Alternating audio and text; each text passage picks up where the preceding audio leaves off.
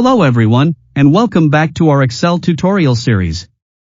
In today's video, we're going to explore how to calculate the average of numbers with multiple criteria using the let function. Let's dive right into it.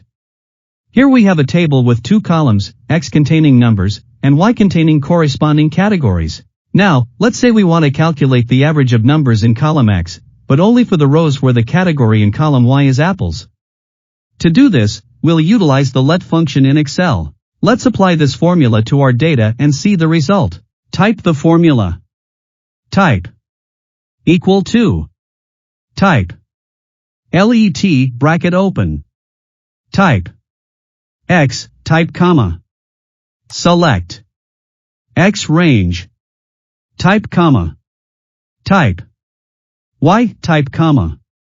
Select Y range. Type comma. Type average if S bracket open.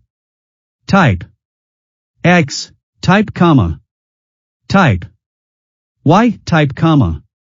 Inverted comma start. Type apples. Inverted comma close. Bracket close.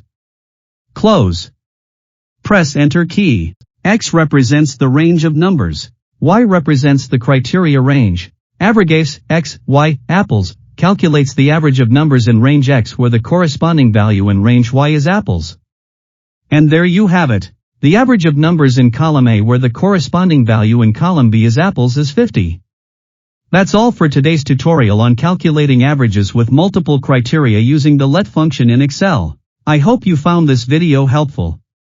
Don't forget to like, share, and subscribe for more Excel tips and tricks.